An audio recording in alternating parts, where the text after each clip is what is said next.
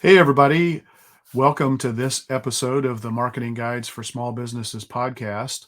I'm Ken Tucker, and today I'm joined by Paul Barthel.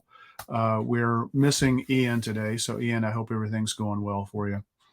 Um, so, today we're going to talk about reasons why a business should invest in marketing in a down economy. I know a lot of businesses, their first inclination is to draw back on their marketing spend as they think the economy is starting to slow down or has already slowed down for them. But there are numerous reasons why you really should be continuing your marketing and maybe even doubling down on your marketing.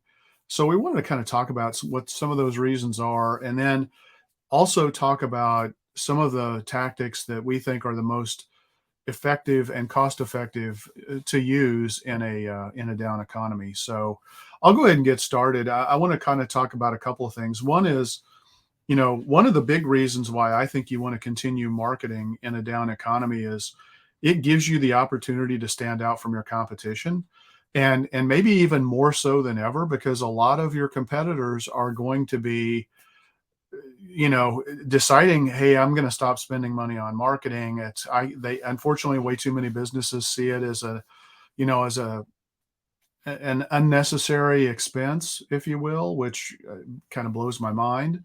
But if you continue marketing and you continue, to invest in that, you can really improve uh, your visibility tremendously, and also, you know, definitely differentiate your business from your competitors. It's just amazing to me how many people their first gut instinct is, I need to cut my marketing. And honestly, we've seen businesses where that's the worst possible decision that they can make. And and those that do continue to invest and maybe even refocus their efforts typically come out on top of that. The other thing is, you want to do everything you can to keep your brand top of mind.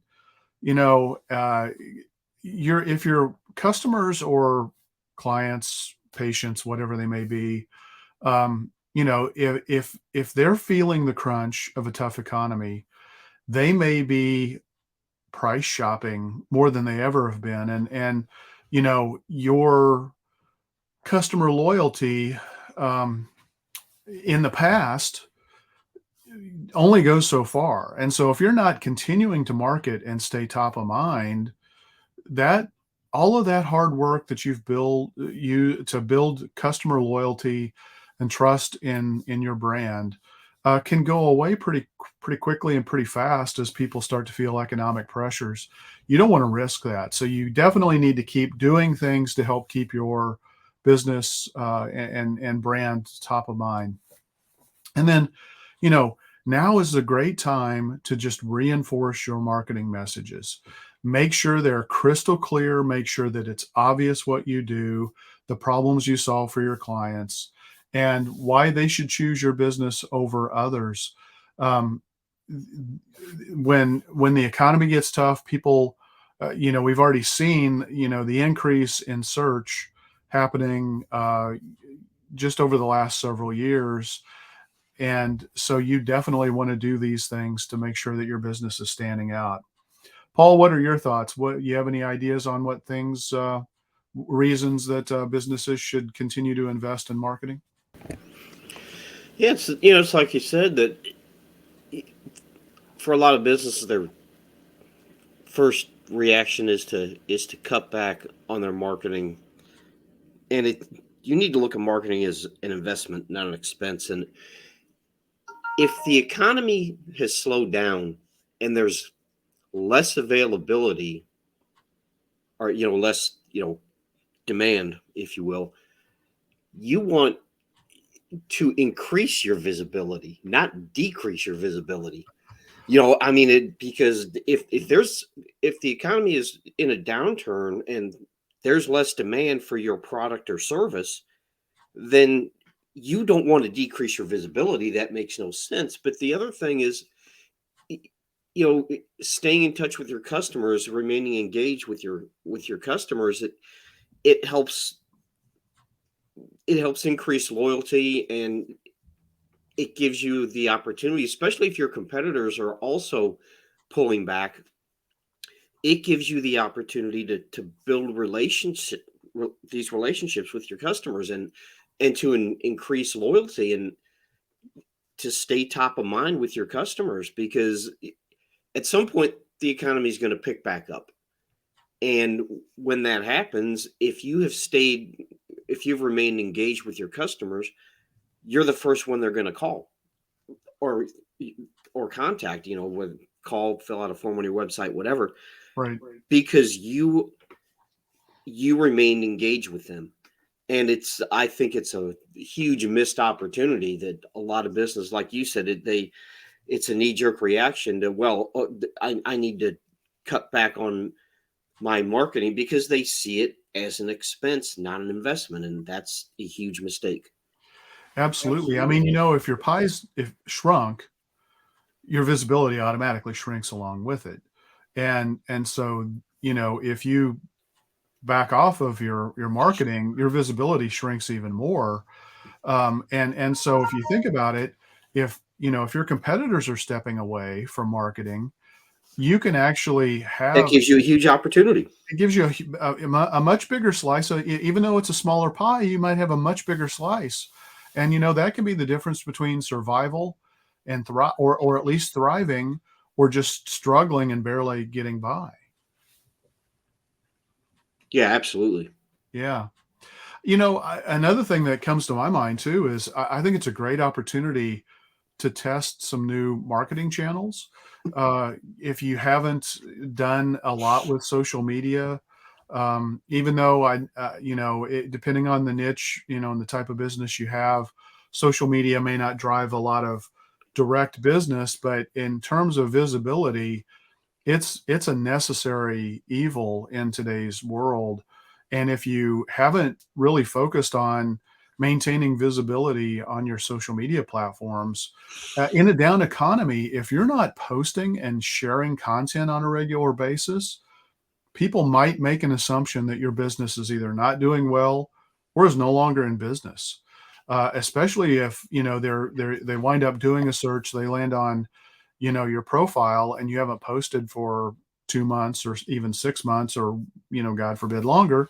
um, they're going to fill the void that you've left, probably with something negative that you don't really like. So you've got to keep focusing, and it's an ideal time to experiment because there is less competition, and so your experiment is probably more likely, by testing out a new channel, to give you stronger results than in normal times when you may have a lot more competition on that particular channel. So yeah, I realize, your dollars might be tough. You definitely need to do this, with a well thought out strategy to support why you're making an investment in a new channel. But absolutely. And the other thing is, capitalize on changes in customer behaviors. When, we've got examples from just a couple of years ago when COVID first had its big impact on the economy, and the economy really shrank, and a lot of people were really concerned about what was going on. um, Customer behavior dramatically changed in a couple of ways. One is, they started to do more online searches because they were going to go look to see if somebody was open, first of all, because the world shut down to a large degree. Second of all, supply chain drove scarcity in a way that we haven't seen in this country before. And then also, we saw people getting to the point where they just wanted to go online and book an appointment, or schedule a reservation, or schedule an estimate. And it transformed everything into really a virtual world. And while that may be relaxing somewhat to a degree, um, many of those behaviors haven't changed. And so if you haven't embraced that, if you haven't set up an automated booking calendar for your business, that's one of the biggest things that I've seen makes a heck of a lot of sense for almost every business out there because customer behavior or consumer behavior has absolutely changed.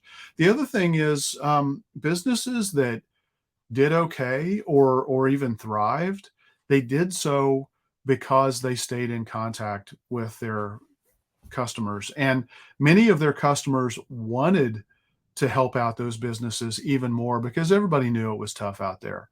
And so, just pay attention.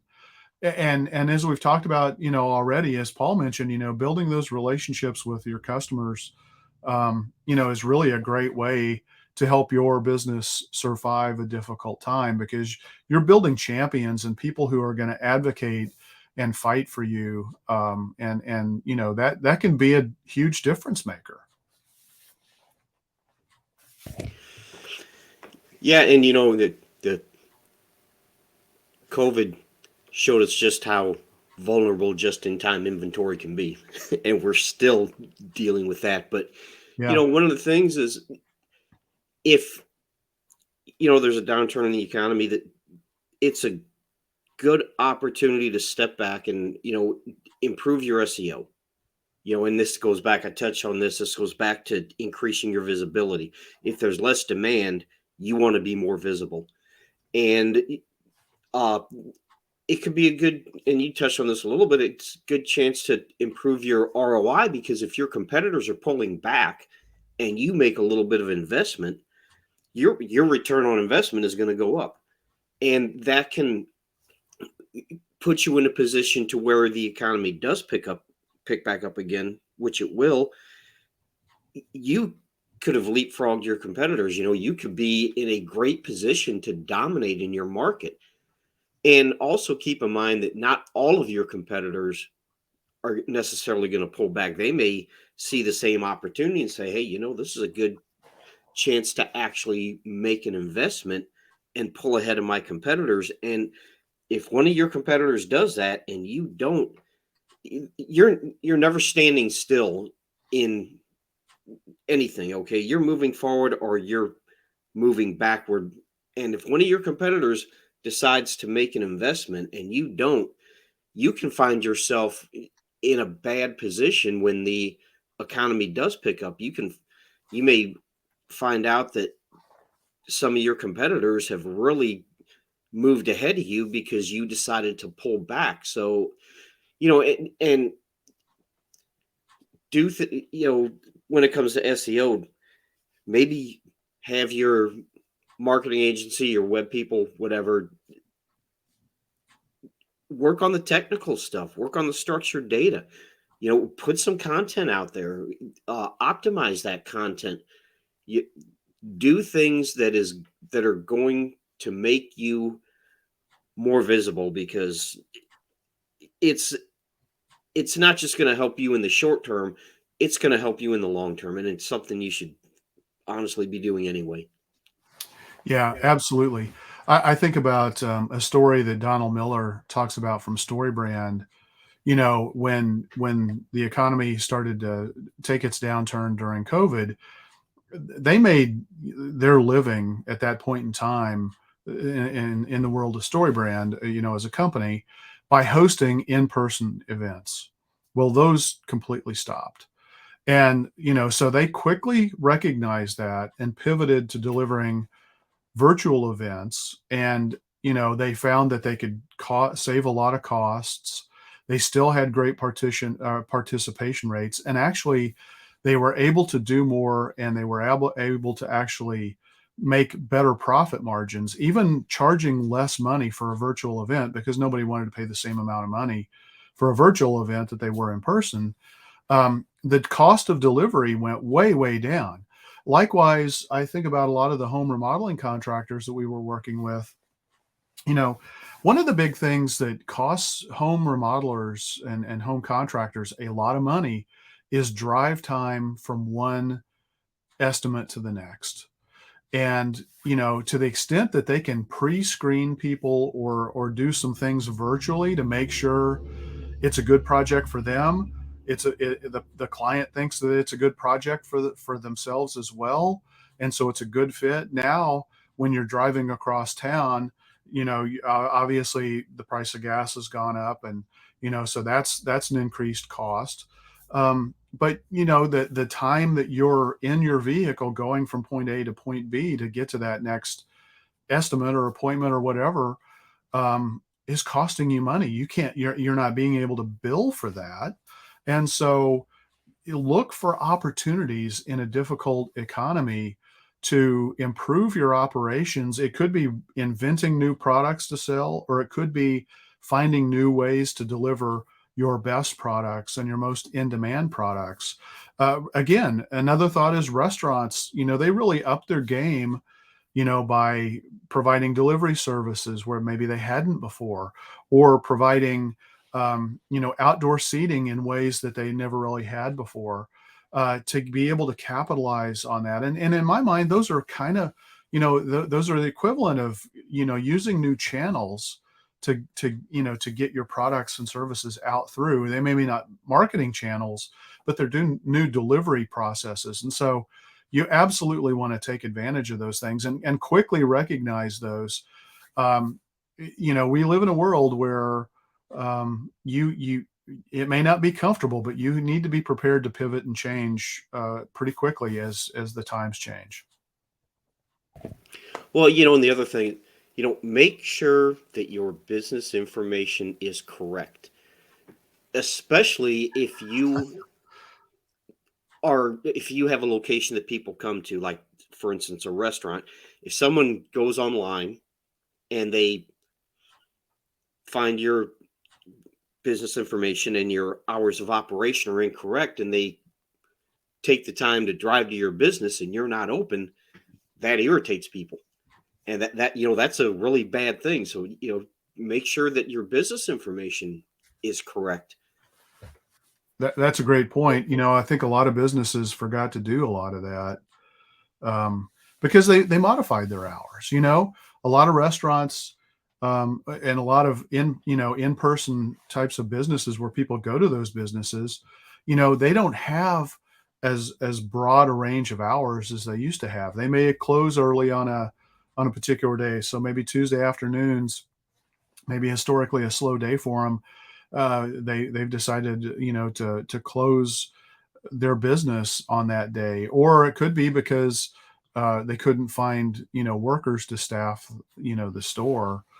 Um, yeah, absolutely. I mean, maintaining your business information. We talk about the name, address, and phone number information a lot on this show. That's critical, but don't forget about the operational types of information that need to go on your business profiles, your Yelp profile, your Google business profile, on and on and on. I mean, there are so many of these different directory sites.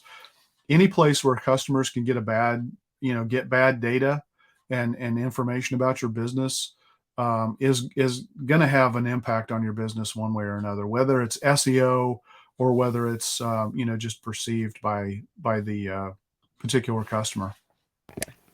Yeah, and if you've been in business for a while, you kind of get set in a certain way of doing things, and I think sometimes businesses forget that your clients are getting younger. Okay, you've been in business for a long time. They have a different mindset. They're going to go online. They're probably not going to pick up the phone and call you. They're going to go online. They're going to fill out a form. They want to text message you, and that's something to keep in mind. Like I said, the longer you've been in business, you know people get old and they die, and your clientele is getting younger and younger, and they engage with businesses in a different way. It's this whole social media fad. How long is that going to last? That kind of thing. They're going to engage with your business. Let's say you've been in business for 20 years. Okay, that your customers now are going to engage with your business in a much different way than your customers 10 years ago did. Yeah, no doubt. Absolutely. So let's kind of pivot here now, and let's start, Paul. Let's kind of discuss, what we think some of the best marketing tactics are, for small businesses to really use to be able to take advantage of, the money they have to invest in marketing in a down economy. So I'll get started. First thing off, you've got to invest in marketing strategy. Nobody wants to do it. Everybody wants to rush past it. Huge mistake. You need to either you need to carve out time to work with a company to build a marketing strategy for you. As we talked about, there are new and different channels that are out there. You need to look and see what are your competitors doing. You got to find the soft spots, in what's going on in terms of your competitors that are going to create your opportunities. You need to look at, what potential threats are out there that are going to impact your business, and you need to make all of your marketing decisions more so than ever. And strategy is always important, but more so than ever in a down economy. So I know people don't want to skip it. I mean, they want to rush past it and skip it. You really shouldn't do that, because you're you may the classic thing is you'll do a tactic here, you'll do a tactic there. You may get a little bit of incidental business here or there. Maybe one of those tactics happen to work pretty well for you in the short term. It's still not cost effective, and it's not driving the powerful results that you really need on an ongoing sustainable basis. So, with strategy, in my mind, content marketing is still one of the most predominant ways to be able to leverage effective marketing. If you want to be found online, content marketing is critical. You need to have a strategy to create content on a regular basis, or outsource it to somebody who knows what the heck they're doing so that they're creating the right content. It's not just enough to say, "Oh, well, I've got a company that puts 2 blogs on my website every month," um, and just assume it's all good. I mean, they need to be done with a purpose. They need to help you rank, or they need to help you communicate with your target audience in the most effective ways possible.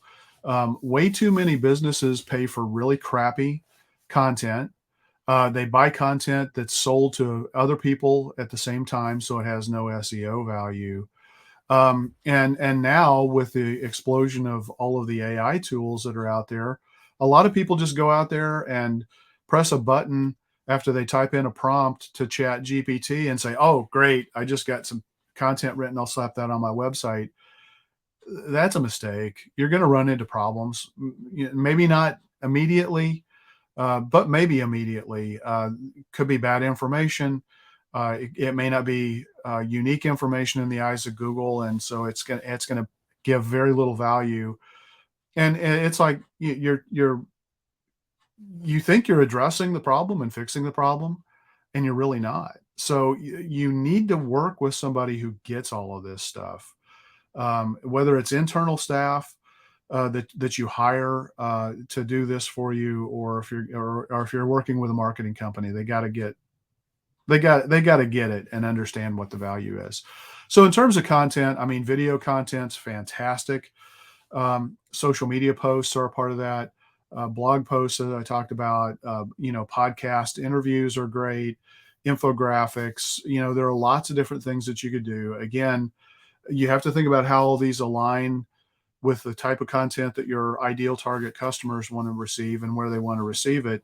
Uh, Content marketing, specifically in this case, I usually refer to that mostly as the content that's going to go onto your website, but not exclusively. You can repurpose content as well. So anything that you create and produce to publish on your website can be transformed and turned into social media posts or videos that you put out there, on key channels like YouTube or all of the other social media platforms. Uh, the next one for me is just it's such a no brainer, and I'm so frustrated that no the number of clients who get this and do this well and want to commit to this, it just is staggeringly few. And it's the biggest mistake I think most businesses make from a tactic perspective, and that is not to have an email and or a text marketing strategy. Having and maintaining a list of customers that you can reach back, or prospects for that matter, that you can reach out to and get them to come back and support your business, buy again, refer your business, or write a review about your business, is absolutely critical. There are several businesses that literally survived only because they had an email list or an SMS list. You have to do it right, and I think, Paul, we talked about this the other day. A lot of people prejudge a lot of tactics based on their own personal biases and experience. It's like, oh, I hate email. I don't want to. I get so tired of getting all these emails I don't want, or I got tired. I signed up for a text message marketing program, and all I did was get these obnoxious messages from my favorite restaurant. Well, there's a right way to do it and there's a wrong way to do it. And you need you but you got to find somebody who knows how to do it the right way, because it is the difference maker. The strongest return on investment you're going to get is with email and text marketing, period, Yeah, bar none. you definitely have to do it correctly. I just deleted 7 emails while you were talking. Right. I I was mean, talking that long, sorry. oh no, it's just they just keep coming in, and you're some people. I get why people feel that way, but if you're not obnoxious about it, you don't abuse it. We talked about this over the holidays on one of our podcasts where I actually unsubscribed to some things that I had subscribed to because they were sending me the exact same email 5 and 6 times a day, every single day. That is definitely the wrong way to do it. That will piss people off. Right. Yep, absolutely. And I think another thing that people don't realize about, especially email marketing, is just because you send an email and it doesn't go opened doesn't mean that that person that you're sending it to doesn't want to receive your emails anymore. We all get so many emails. I get emails all the time from people that I want to keep getting their emails for, but I'm making a choice, each and every day based on what's going on in my life, and or work, on whether or not I have the energy or the focus, to be able to go and look at that email and do it justice, or it may just completely not be relevant to me. But I know, that the person or the company that sent me that email is still delivering value for me, and I want to stay up to date with that. So unopened emails are not a bad thing. A lot of people freak out and they think, well, it doesn't do any good. Well, you just have to keep sending. Don't abuse it. Don't resend the same dang message over and over and over, like Paul was saying. Keep adding value. And if you're adding value, people read the subject line. They may even read it in a preview panel.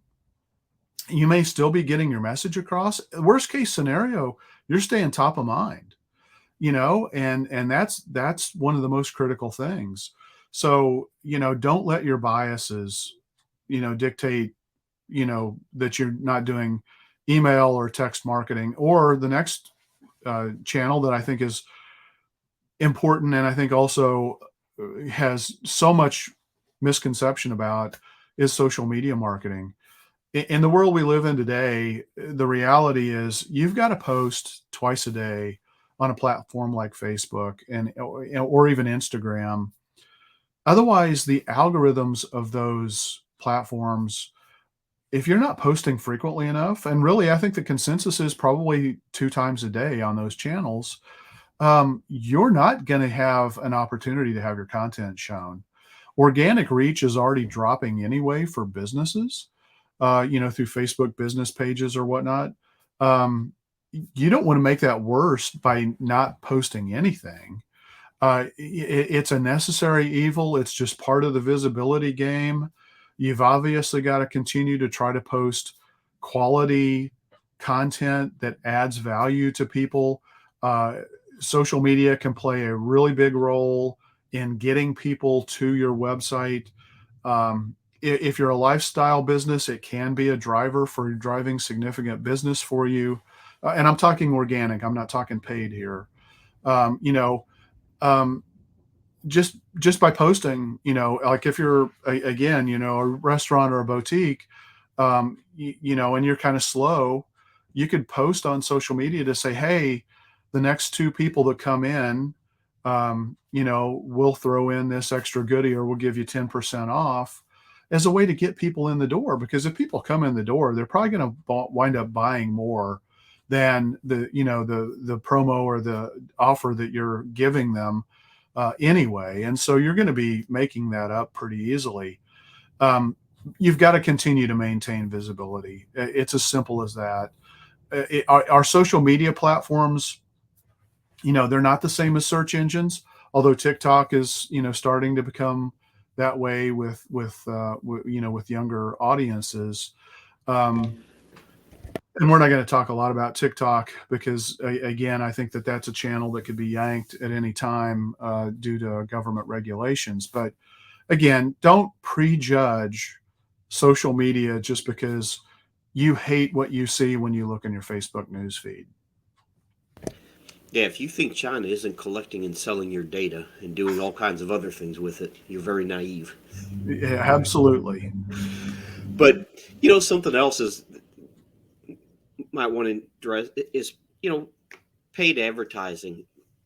It doesn't matter what the well, it matters what the platform is depending on your business, but it doesn't matter what the platform is. They are all using AI and algorithms to try and optimize your campaigns, whether you want them to or not. They're going to do it, and that requires data, and data requires money. So if you're not spending enough, I'm not saying you can't be effective, but if you because we've seen it, especially with Google Ads, the more money you spend, the more effective your campaigns get because Google has more data to optimize with. If you're spending a few $100s a month, your ROI is probably not going to be that good because Google just doesn't have enough data to optimize that campaign. And Google has taken more and more, I'm not sure what the right word, they're taking more and more options away from us, if you will, Yeah. and putting more into their AI. They're doing more things algorithmically and removing that ability for you to manually do things. And it's just the way it is. There's nothing you can do about it. And what that means is, in order to, it sucks for small businesses because it means you have to spend more money to give Google more data. And, to your point about search engine optimization, optimizing your content, and a lot of these, you find it really big in the legal world, the accounting world, where they use these companies that cater to that particular industry, and they just put the same content pretty much on every website. And the problem with that, as you alluded to, is there isn't Google isn't going to penalize you for having duplicate content. They're just simply going to ignore it, Right. and not give you credit for it and not rank you for it. So that goes back to, that's why you have to have unique content and content that adds value. Now, you could take some of those things and use them as ideas to generate unique content, but if you're dealing with one of those companies and they're just basically posting the same content to 50 different websites, whatever it is, like I say, you're not going to be penalized for it. Google's just going to ignore it. It's duplicate content, and you're not going to get credit for it. Yeah. And likewise, a lot of one of the most common mistakes that we see with a lot of businesses that are trying to do SEO themselves, or they hired somebody who doesn't really know what SEO is all about and how it really works, is they create these things called location pages, and they literally copy and paste, a dozen of these for the key cities that they want to be found in. And then all they do is literally find and replace the city name, on those different pages. That you can get in trouble now. Uh, ranking wise with Google from that, because that's really seen as really horrible crap content that Google really no longer tolerates. So if you haven't made an investment in your website in a while and you've got stuff like that on your website, it can hurt you. And now's the time you don't want to have that kick in for sure. Yeah, there's ways around this that we won't get into now, but Yeah. the other thing is, customer referrals. Put a loyalty program in place. We used to see this all the time with restaurants where, and you still do, is after a certain amount of visits, you get a free entree or free appetizer or whatever, and or have a referral program. If someone refers 3 customers to you, they maybe it's a maybe it's a gift card, to a restaurant or a Walmart, Home Depot, whatever it is. Put some kind of referral program in place, or a loyalty program, and put that in place. Develop partnerships with with other businesses. Maybe you're a painter, and you could have a partnership with an interior designer to refer business back and forth. Put some kind of partnership program like that in place with other local businesses that you can both benefit from.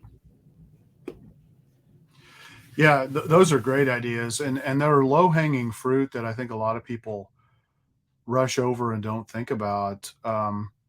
You can't just slap something together. Again, you want to design something because this is those two things: the partner marketing, where you're building, a distribution channel or a referral channel or a partner channel, whatever you want to call it, from one business to the next. Even if you can't refer them, they may still be good partners for you that you want to create some kind of a relationship with.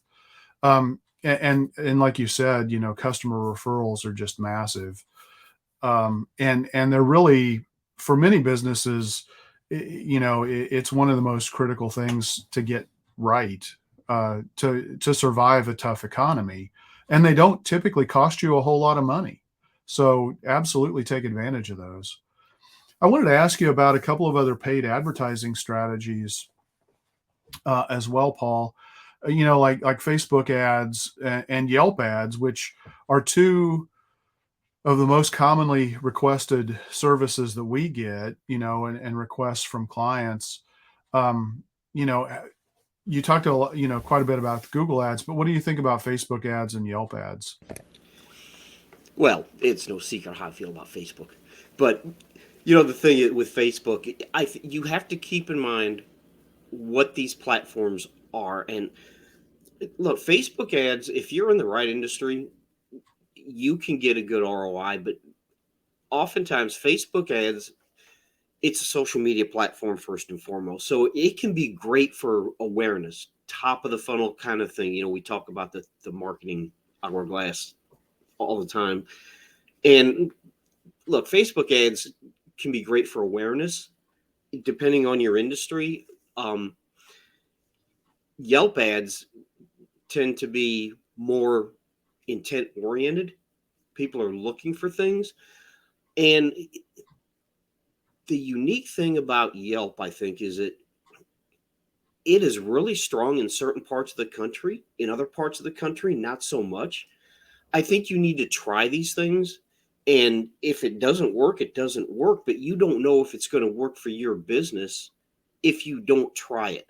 So I don't think you should exclude anything. That's like what I said about Facebook. I am not a fan of Facebook, but that doesn't mean you should ignore it, because especially if you're a lifestyle type business, it could be really good for you. Yeah. If you're an accountant, probably not so much. That doesn't mean you shouldn't have a presence, but it may not be the best platform for you.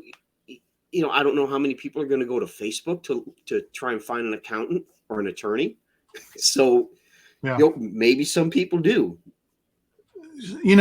So to get to the accountant, for example, a couple of things that where I know Facebook can work really well for an accountant would be, as you get closer to tax season, having a presence there where you're just showing up in the news feed.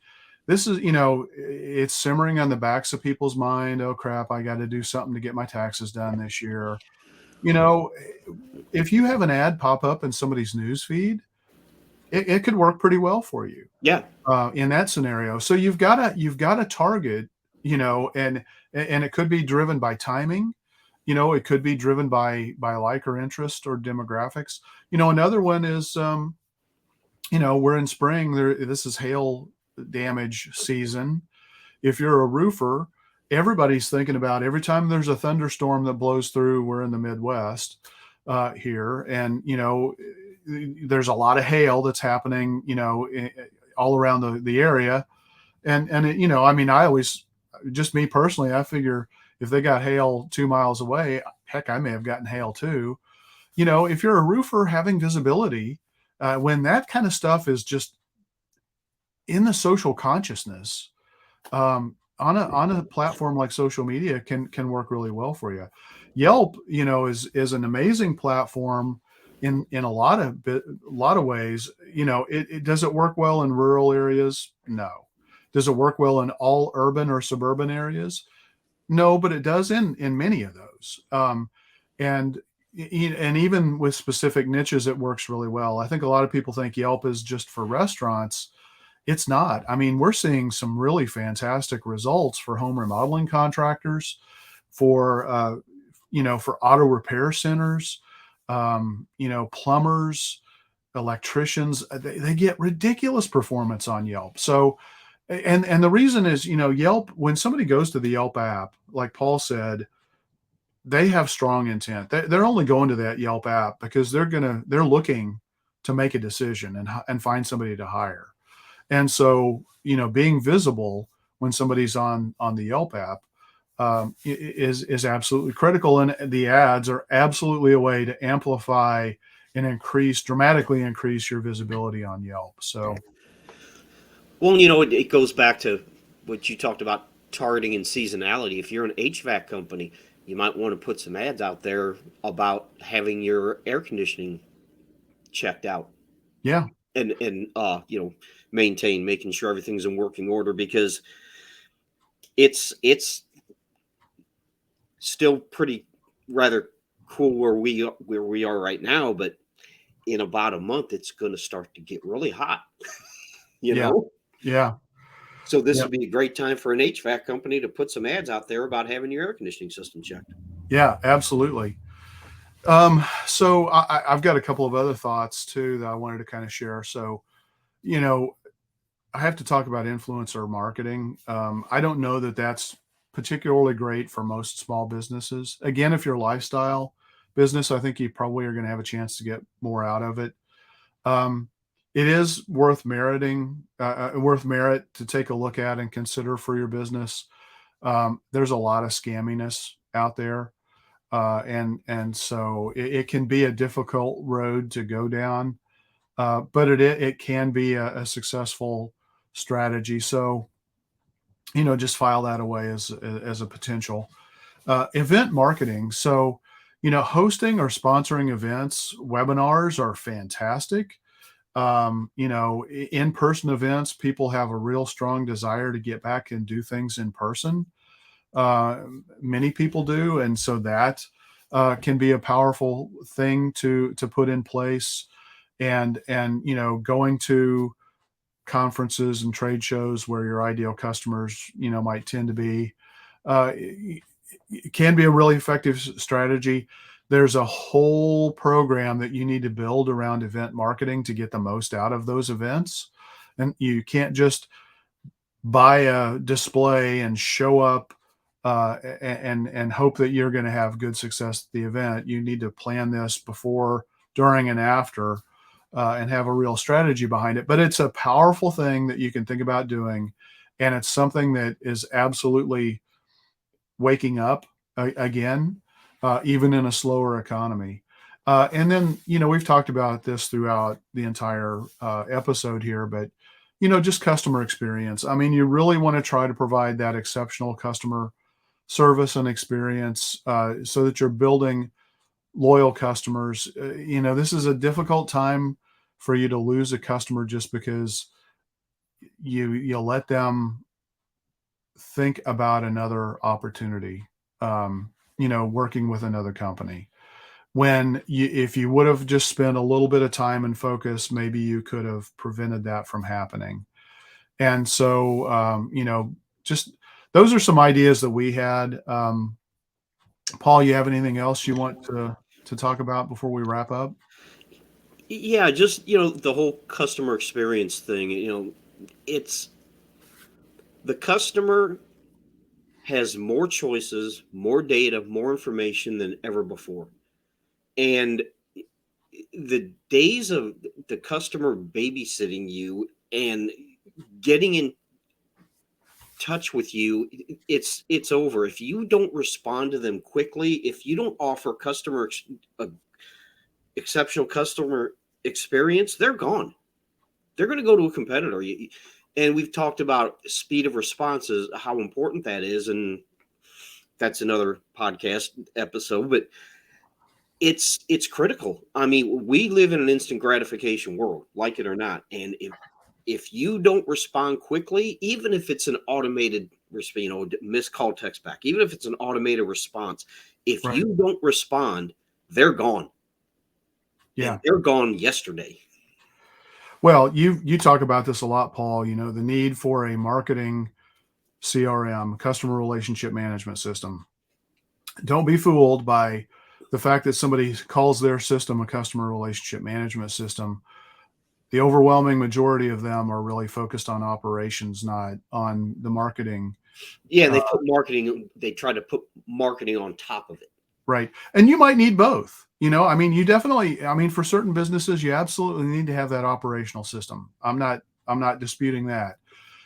What I am disputing is the quality of the marketing power that many of those tools have. They're oversold and overpromised, and they just don't perform the way a true marketing CRM works. And if it won't integrate with other systems, you need to run away because they're trying to hold you hostage because they know their system has problems. So, And a lot of times it's something that you pay extra for. yeah, So if you're gonna pay extra for it anyway, why not pay for a real CRM? exactly. And marketing automation is critical, as Paul's mentioned several times throughout this broadcast. People, they're okay with an automated response. They just want to know that when they submit something, whether it's a text message through a text widget on your website, they fill out a form on your website, they call your business, they get a response back. It doesn't have to be the end all be all answer. They just want to know, okay, they got it, they responded. I know that they're working on it. That buys you a lot of time. I kind of refer to it as a scroll stopping feature because if you're responding quickly, you're going to keep people from scrolling down and clicking to contact that next business. You want to buy yourself time because, especially in a down economy, you may have had to let some staff go. You may be super busy. You may have to take on job functions that maybe get you out of what you really wanted to be doing anyway, just to, kind of, and until, things kind of sort themselves out a little bit. You don't want to miss the opportunity. You don't want to leak any leads. We're not in an economy where you can afford to leak leads. And so you've got to have a real quality marketing CRM in place. Yeah, and something like the missed call text back. If someone calls your business and you can't answer the phone and they get that response, even though it's an automated response, that just might be enough to keep them from calling somebody else because they Absolutely. got a response saying, "Hey, sorry we missed your call. We're going to get back to you." Now you have to actually get back to them, okay? Right. Right. But that might be enough to stop them from immediately calling one of your competitors. Right. Well, and what happens is it's a dual notification, right? So you respond back to the client or the customer who, submitted the request, the form, the phone call, whatever it may be. And at the same time, somebody in the business is being notified, hey, here's a contact, here's what they were interested in. You can quickly assess whether or not that's a real opportunity or not, so that you can prioritize your response and get back quickly. We actually have people who use the missed call text back feature as a way to screen calls because they get so many. Like right now, Yeah, if it you could be a got, great way to ignore the sales calls. oh my God, between getting your Google Business Profile listing set up, there are so many phone calls placed about that. They're all bogus. So everybody should be ignoring those. And the other big thing is if you did anything related to the PPC loans that were out there or any of the other COVID relief programs that were out there, you're getting inundated with calls about the EERC, the Employment Retention Tax Credit that's available. Uh, I, you're going to get dozens and dozens of calls every week just from that.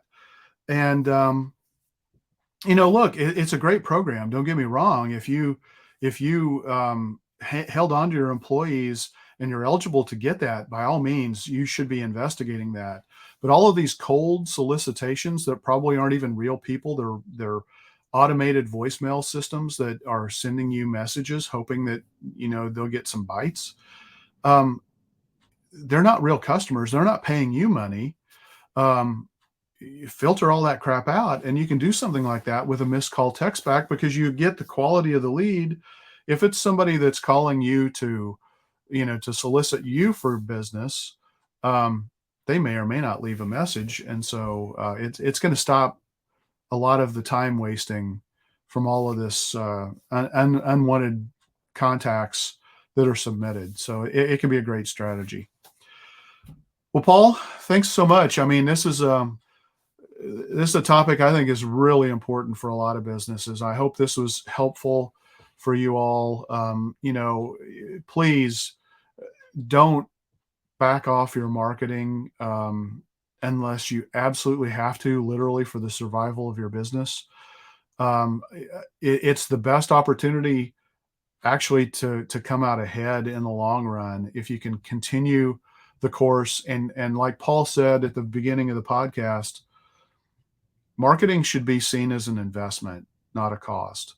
Now, there are elements, that are more cost driven than investment driven, like a paid ad strategy, is great to generate activity and bring in business, but it's not a long term investment like an SEO strategy might be.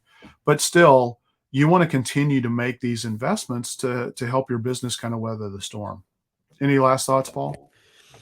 Yeah, just if you're a location-based business as opposed to a service area business, which like a painter is a service area business, they go to the customer.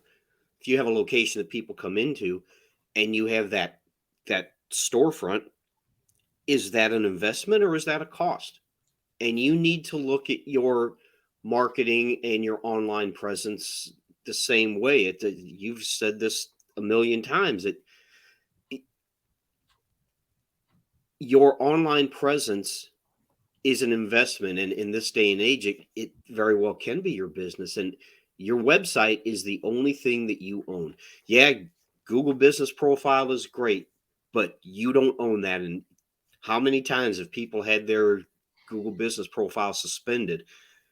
Same thing with Facebook. If you put everything in Facebook, and there's people that do this, that's pretty much all they have is their Facebook page, and you don't even have to do something, and Facebook just decides to suspend your Facebook page. They do it all the time. Well, Yep. now what do? You got nothing. Yeah. Yep. Absolutely. All right. Well, on that, I think that's a great way to end it. So, Paul, thanks so much for all your thoughts and ideas. And Absolutely. if our listeners would, if you like this podcast, please share it with your colleagues. And if you're willing to, go write a review on Apple, Spotify, or whatever podcast platform you listen to. And with that, we'll keep calm and mark it on. Thanks, everybody.